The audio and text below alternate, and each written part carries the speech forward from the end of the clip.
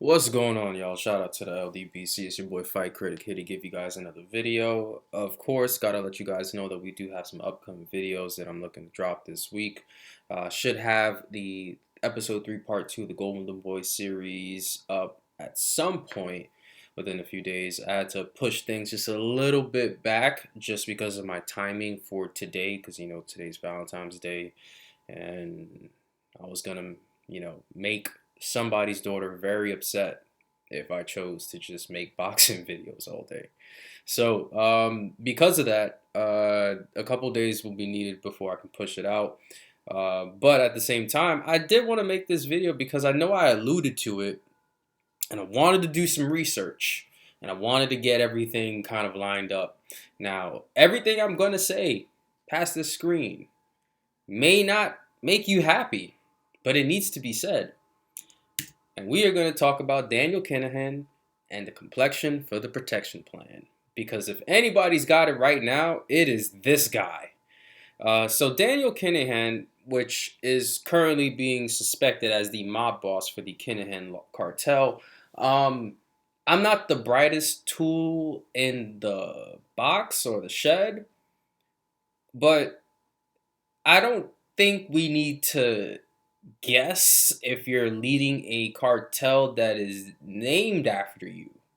I think it's kind of like I think it's pretty much, concrete is what I'm saying. Like, Pablo Escobar ran the Medellin cartel, which is like, it wasn't the Escobar cartel. So for many people, they try to figure out, who's running the Medellin cartel, because, cartels like that have spent generations being passed on between people that are inside the cartel. But this just kind of means that Daniel is a little bit of a first or a second generation mob boss, which lets me know that it is highly more probable that he is running the cartel. If this was a situation where Daniel was, Daniel Edwards, and he was running the Kenyan cartel, it'd be a little bit different. It's hard to kind of piece that together. But I think when you are being charged with racketeering and money laundering, those are crimes that mob bosses do. And for the sake of how it affects boxing, this is how much it affects boxing, because this guy is literally plastered with a couple of people who are high profile names in the sport. And one of the big reasons why I wanted to put everything in this sort of shot here is you clearly see him with Tyson Fury. You clearly see him wearing Matthew Macklin's gym, attire. And those two images that you're seeing from the top and the bottom are definitely two different days, so that lets you know that he's been around Matthew Macklin a lot. Good old Bob Arum's up here as well. He's got a photo with him.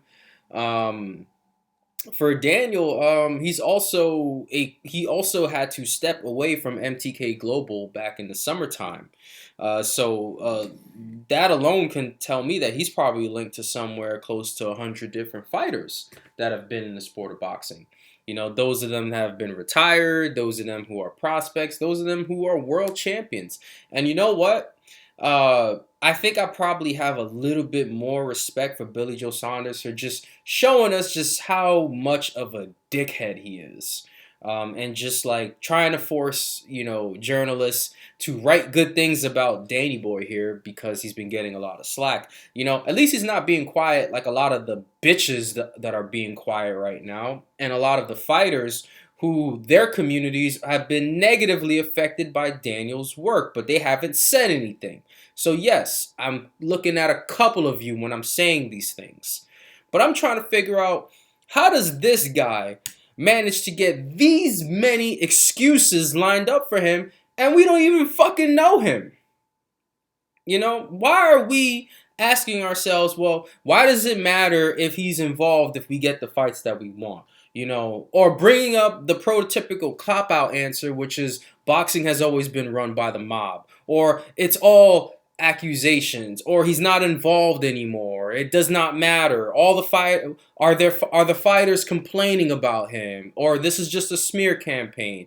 There will always be people like him in boxing. You know what these excuses tell me? It tells me that you guys are either very afraid that whoever it is that you hold your allegiance to is directly involved and affected by this, and you're afraid of seeing guys fall apart because of it, or it just lets me know that you guys really try to mask some internal, deep-rooted racism, you know?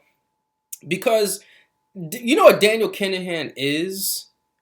You know who he is? Because he's not this like bright bundle of fucking joy that a lot of people have been talking about, especially when you've got a cartel that's been running into different fucking neighborhoods and leaving dead bodies on the fucking street, and you want to make fucking excuses for people like this. You know who he is?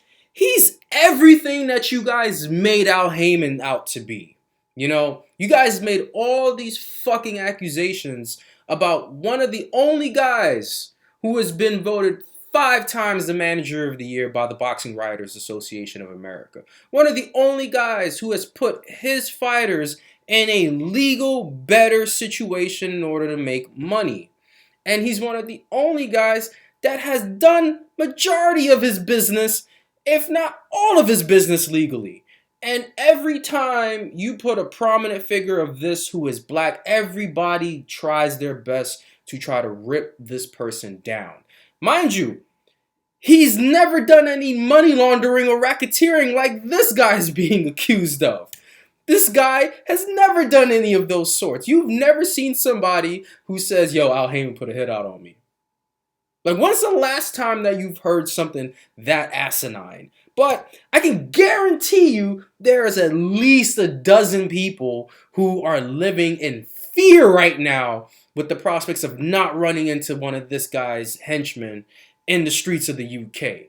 I can guarantee that there are people that work for this man actively looking for people that they know either owe them money, have been trying to reach on their territories, or have rubbed them the wrong way.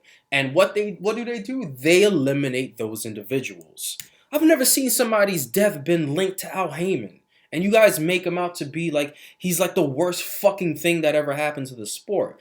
And even when you guys make these excuses, there's actual fucking legitimate like research that you can do on Al Haymon. Because when people talk about, oh, he's overpaying the fighters, it's not overpaying them. The guys are just getting a large percentage of the pool of money that's generated. Something that being a fighter under a promoter like Top Rank or Golden Boy or Matchroom, you wouldn't be getting. Because you would have to fork over a large sum of your purse to that promoter. Like, oh, I know he's linked to the mob. Maybe he is, but I don't think the mob likes black people last time I checked.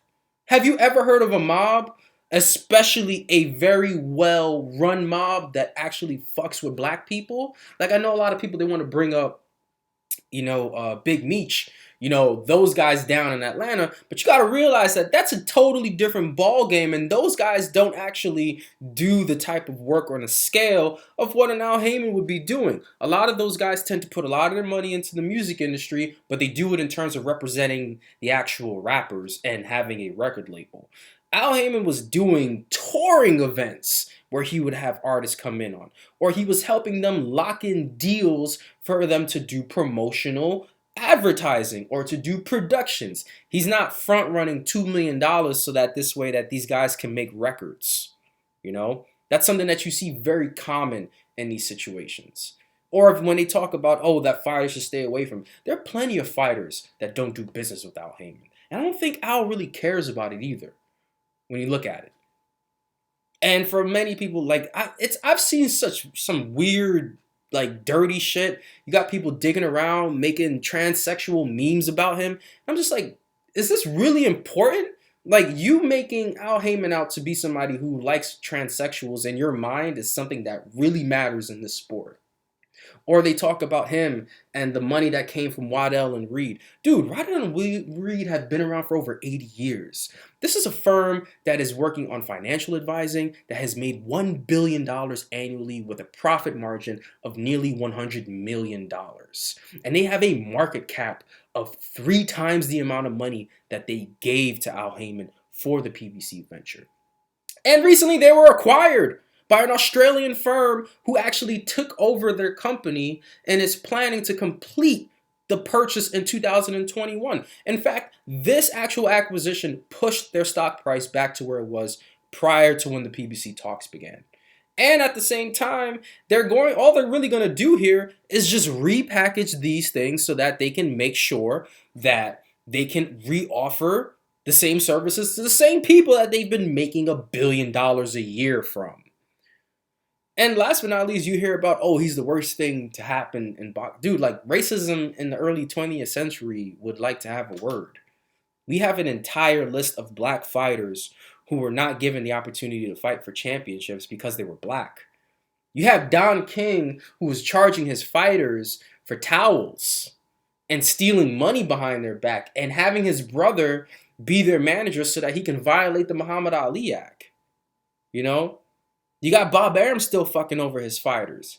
You got Golden Boy who got exposed when he sued Al. You had Top Rank who was crying over the ESPN deal that Haymon got.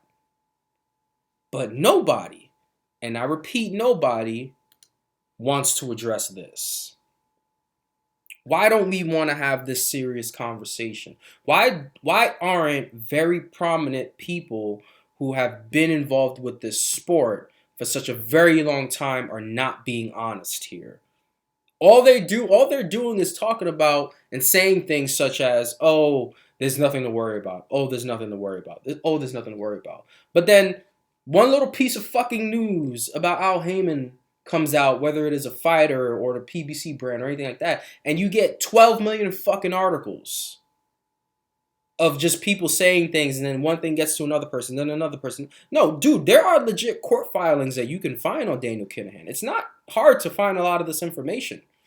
You've got surveillance photos of guys who are allegedly working for him running in and putting a bullet in fighters' heads in broad fucking daylight.